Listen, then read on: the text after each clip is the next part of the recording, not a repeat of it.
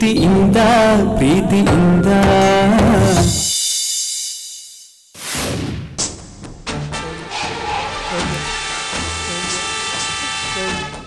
ಸೌಮ್ಯ ಸೌಮ್ಯ ಸೌಮ್ಯ ಸೌಮ್ಯ ಸೌಮ್ಯ ಸೌಮ್ಯ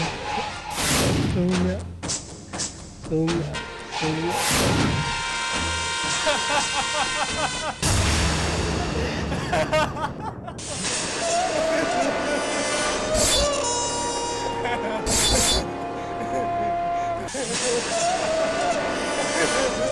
ಕೈ ಕಾಲು ಕಟ್ಟಿ ಹಾಕ್ಬಿಟ್ರೆ ಪ್ರೀತಿನ ಕಟ್ಟದಾಗ ಆಗುತ್ತಾ?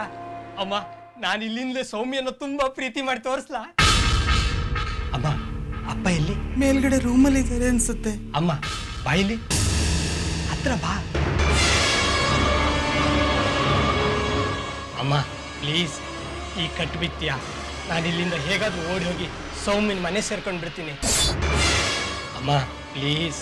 ಬೇಡ ಗೌತಮ್, ನೀನ್ ನೀಲನ್ನ ಅಡ್ಡ ಹಾಕಿ ಮಾತಾಡಿಸಿ ತಪ್ಪು ಮಾಡಿದೀಯ. ಅದಕ್ಕೆ ನಿಮ್ಮಪ್ಪ ಶಿಕ್ಷೆ ಕೊಟ್ಟಿದ್ದಾರೆ, ಅನುಭವಿಸ್ಬಿಡು. ನೀಲ ಯಾವ ತ್ರಿಲೋಕ ಸುಂದರಿ ಅಂತ ಅವಳನ್ನ ಅಡ್ಡ ಹಾಕಿ ಮಾತಾಡಿಸ್ಲಿ? ಸುಮ್ಮನೆ ಒಂದು ಐಡಿಯಾ ಬಂತು, ಅದನ್ನ ಅವಳಿಗೆ ಹೇಳೋಣ ಅಂತ ಹೋದೆ. ಅಷ್ಟಕ್ಕೆ ಅಪ್ಪನಿಗೆ ಫೋನ್ ಮಾಡಿ ಪಿನ್ ಹೊಡ್ತಲಾ? ಇಲ್ಲ ಕಣೋ, ಪಾಪ ನೀಲ, ಅವಳು ಪಾಡಿಗೆ ಅವಳಿದ್ದಾಳೆ. ಅಮ್ಮಾಜಿ ಮಗ ತೇಜು ಫೋನ್ ಮಾಡಿ ಗಲಾಟೆ ಮಾಡ್ದ. ನೀನು ಕೇಳ್ತಾ ಇರೋದು ಹೇಳು, ಹೇಳೆ ಹೇಳು. Stop this nonsense.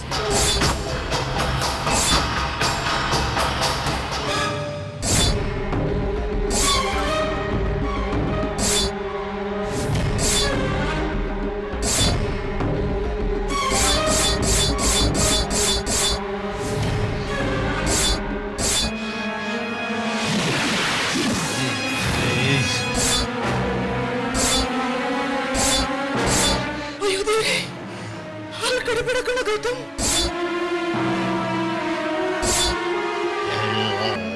ಅಯ್ಯೋ ದೇವ್ರೆ, ಏನ್ ಮಾಡ್ಲಿ? ಯಾವ ರೋಗ ಗೌತಮ್ಗೆ ಬರಬಾರ್ದು ಅಂತಿದ್ನು, ಅದೇ ರೋಗ ಈಗ ಮತ್ತೆ ಕಾಣಿಸ್ಕೊಂಡಿದೆಯಲ್ಲ.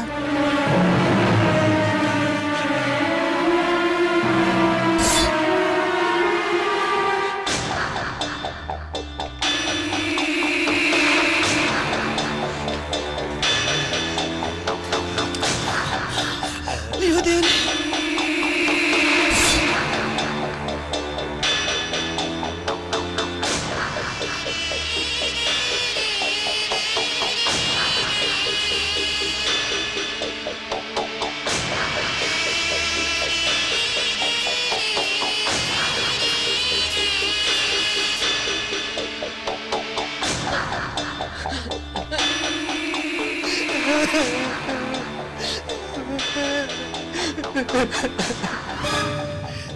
ಹೀಗೆಲ್ಲ ಟೆನ್ಷನ್ ಮಾಡ್ಕೋಬೇಡ ಕಣ ಗೌತಮ್, ನನಗೆ ಭಯ ಆಗುತ್ತೆ. ಗೌತಮ್, ನಾವು ಈ ಊರಿಗೆ ಹೊಸ ಜೀವನ ಪ್ರಾರಂಭ ಮಾಡೋಕೆ ಬಂದಿದ್ದೀವಿ. ಇಲ್ಲಿ ನಿನ್ನ ಜೀವನ, ಆಲೋಚನೆ ಎಲ್ಲ ಬದಲಾಗಬೇಕು. ಆದ್ರೆ ನಾನು ಸೌಮ್ಯನ ಪ್ರೀತಿ ಮಾಡೋದು ಮಾತ್ರ ಬದಲಾಯಿಸಲ್ಲ. ಅಮ್ಮ, ಹಾನೆಸ್ಟಾಗಿ ಹೇಳು, ನಿಂಗೆ ಅಪ್ಪಂಗೆ ಸೌಮ್ಯನ ಕಂಡ್ರೆ ಯಾಕೆ ಇಷ್ಟ ಇಲ್ಲ? ಅವಳು ನಿಮಗೆ ಏನು ಕೆಟ್ಟದ್ದು ಮಾಡಿದಾಳೆ? ಅವಳನ್ನ ನಮ್ಮನೆ ಕರ್ಕೊಂಡು ಬರ್ತೀನಿ ಅಂದ್ರೆ ನೀವಿಬ್ರು ಯಾಕೆ ಬೇಡ ಅಂತೀರಾ? ಯಾಕಂದ್ರೆ ಸೌಮ್ಯ ನಿನಗಿಂತನೂ ಹೆಚ್ಚು ಕಟ್ಟುಪಾಡಲಿದ್ದಾಳೆ. ಅವಳನ್ನು ಯಾವ ರೀತಿಲೂ ನಾವು ಬಿಡಿಸ್ಕೊಂಡ್ ಬರಕ್ ಆಗಲ್ಲಪ್ಪ. ನೀನು ಈ ಕಟ್ಟುಗಳನ್ನು ಬಿಚ್ಚಾಕೋ, ನಾನು ಈಗಲೇ ಹೋಗಿ ಕರ್ಕೊಂಡ್ ಬರ್ತೀನಿ. ಅವಳಿರೋ ಜಾಗ ನಿನಗೆ ಗೊತ್ತಾ? ಇವನಿಗೆ ಸೌಮ್ಯ ಪರಿಸ್ಥಿತಿನ ಅರ್ಥ ಮಾಡಿಸೋದು ಹೇಗೆ? ಅಮ್ಮ, ನಾ ಸೌಮ್ಯನ ಹತ್ರ ಮಾತಾಡಬೇಕು, ಫೋನ್ ಮಾಡ್ಕೊಡ್ತೀಯಾ?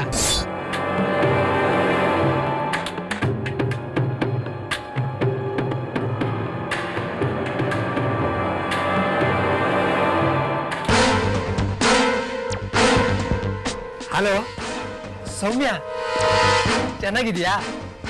ನಾನು ಚೆನ್ನಾಗಿದ್ದೀನಿ.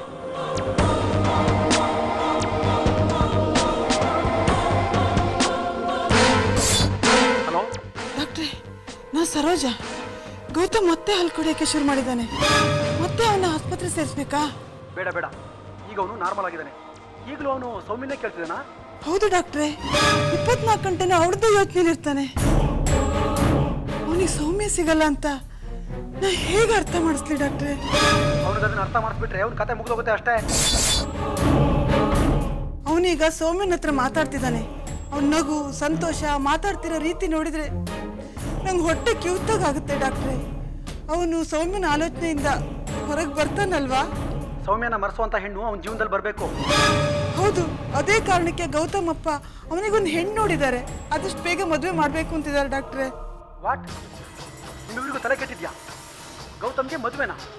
ಹುಚ್ಚಿಡಿದೆ ನಿಮ್ಮಿಬ್ರಿಗೂ. ಆ ಹುಡುಗಿ ಗೌತಮ್ ಇಬ್ರು ಜೀವನಕ್ಕೂ ಬೆಂಕಿ ಹಚ್ಚಬೇಕು ಅಂದ್ರೆ ಮದುವೆ ಮಾಡಿ.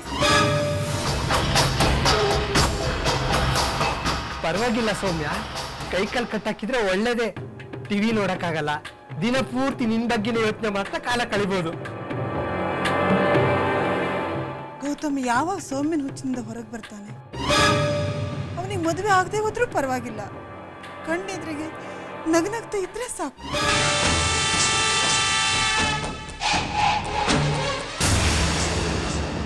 ನನಗೆ ಅದೃಷ್ಟ ಇಲ್ಲ, ಋಣ ಇಲ್ಲ ಅಂತೆಲ್ಲ ಇಷ್ಟು ದಿನ ನೀನು ಹೇಳ್ತಿದ್ಯಲ್ಲ ನೀಲ, ಈಗ ನನಗೆ ಅರ್ಥ ಆಗ್ತಿದೆ.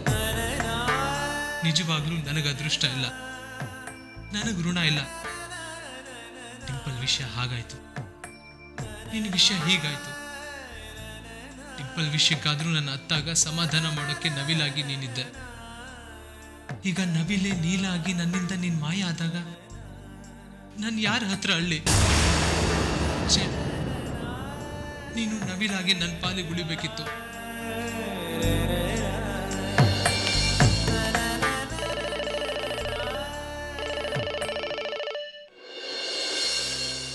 Good morning Ojas. ನಿಮ್ಗೊಂದಷ್ಟು ಒಳ್ಳೆ ಮಾತು ಹೇಳೋಣ ಅಂತ ಫೋನ್ ಮಾಡಿದೆ. ನಿಮ್ಮ ಹುಡುಗಿ ಕೈ ಕೊಟ್ಲು ಅಂತ ಅಳ್ತಿದ್ದೀರಾ? ಕಣ್ಣೀರು ಒರೆಸ್ಕೊಳ್ರಿ.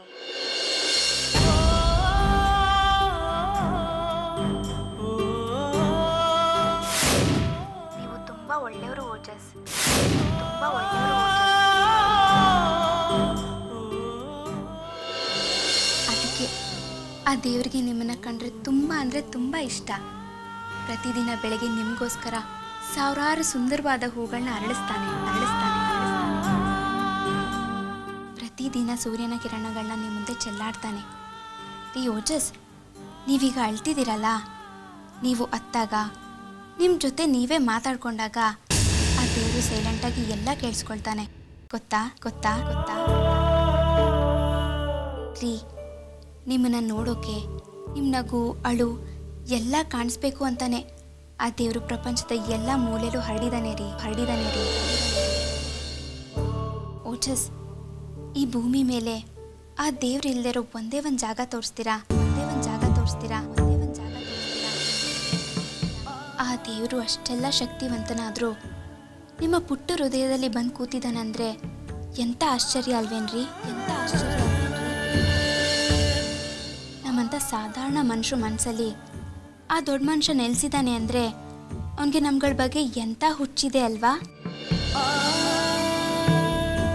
ರೀ ಓಜಸ್, ಆ ದೇವರು ಇವತ್ತು ನಿಮ್ಮ ಹಣೆ ಬರದಲ್ಲಿ ನೋವಿಲ್ಲದ ದಿನ, ನಗುವಿಲ್ಲದ ದಿನ, ಕಣ್ಣೀರಿಲ್ಲದ ದಿನ ಅಂತೆಲ್ಲ ಬರೆಯೋದೇ ಇಲ್ಲ. ಅಂಥದ್ದೇನಾದರೂ ಬಂದಾಗ ಎದುರಿಸೋ ಶಕ್ತಿ ಮಾತ್ರ ಪ್ರತಿದಿನ ತುಂಬಿಸ್ತಿರ್ತಾನೆ ಅಲ್ವಾ?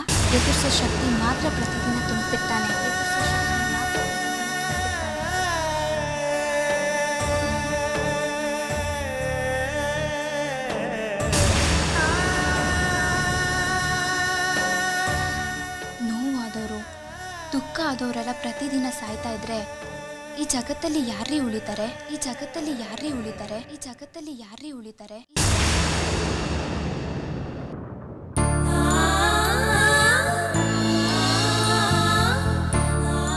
ಕಣ್ಣೀರು ಜಾಸ್ತಿ ಆಯಿತು ಅಂತ ಹೀಗೆ ಕಣ್ಣೀರು ಹಾಕೊಂಡು ಕೂತ್ಕೊಳ್ಳೋ ಬದಲು ಆ ಕಣ್ಣೀರಿನ ಕೊಳದಲ್ಲಿ ಒಂದೆರಡು ತಾವರೆಗಳನ್ನ ಬೆಳೆಸಿ ಒಂದೆರಡು ಹಂಸಗಳನ್ನ ಓಡಾಡಿಸಿದ್ರೆ ಆ ಕಣ್ಣೀರಿನ ಕೊಳನು ಸುಂದರವಾಗಿ ಕಾಣಿಸಲ್ವೇನ್ರಿ?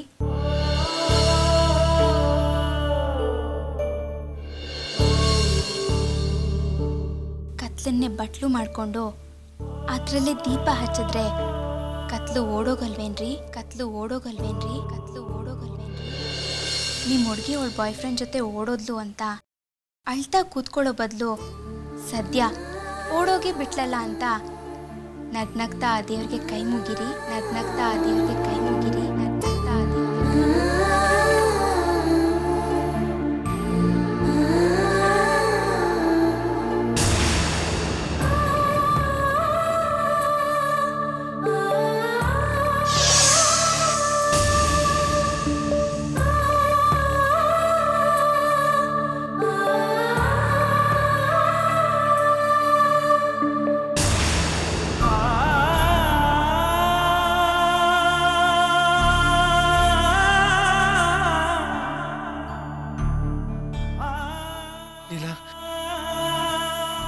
ಡಿಂಪಲ್ ವಿಷಯದಲ್ಲಿ ನಾನು ಅಳ್ತಿದ್ದಾಗ ಎಷ್ಟು ಸಮಾಧಾನದ ಮಾತುಗಳನ್ನಾಡಿ ಫೋನಲ್ಲೇ ನನ್ನ ಕಣ್ಣೀರು ಒರೆಸ್ತಾ ಇದ್ದೆ. ಈಗ ನಾನು ನಿನ್ನ ವಿಷಯ ಕಳ್ತಾ ಇದ್ದೀನಿ. ನನ್ನ ಕಣ್ಣೀರು ಒರೆಸಕ್ ಬಾ ನೀಲು, ಬಾ ನೀಲು, ಬಾ ನೀಲು, ಬಾ ನೀಲು.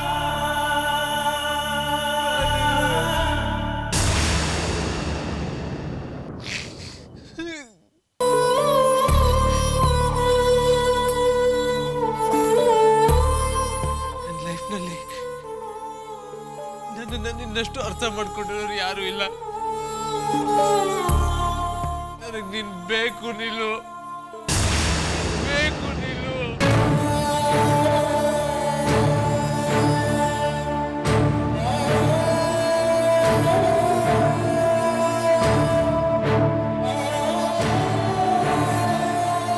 ನೀನ್ ಬೇಕು ನೀಲು,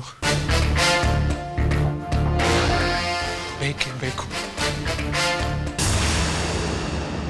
ದಿನಕ್ಕೊಂದ್ಸಾರಿ ಊಟ ಮಾಡಿದ್ರೆ ಹೇಗಮ್ಮ ನೀಲು? ನೀನೇನು ತಿಂದಿಲ್ಲ ಅಂತ ಮನೇಲಿ ಯಾರು ಊಟ ತಿಂಡಿ ಮಾಡ್ತಿಲ್ಲ ಗೊತ್ತಾ?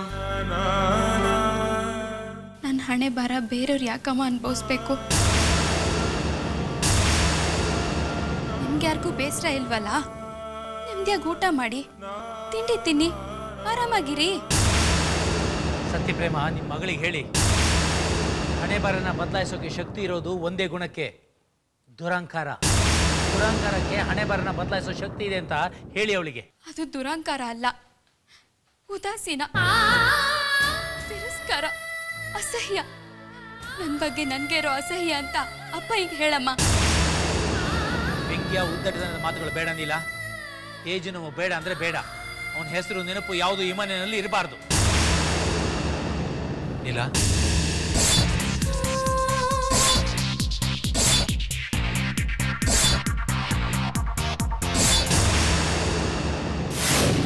ಹೋಗಿ ಅಂತ ಮರ್ಯಾದೆ ಕೊಟ್ಟು ಹೇಳ್ತಾ ಇದ್ದೀನಿ. ನೀವೀಗ ಹೋಗಲೇಬೇಕು.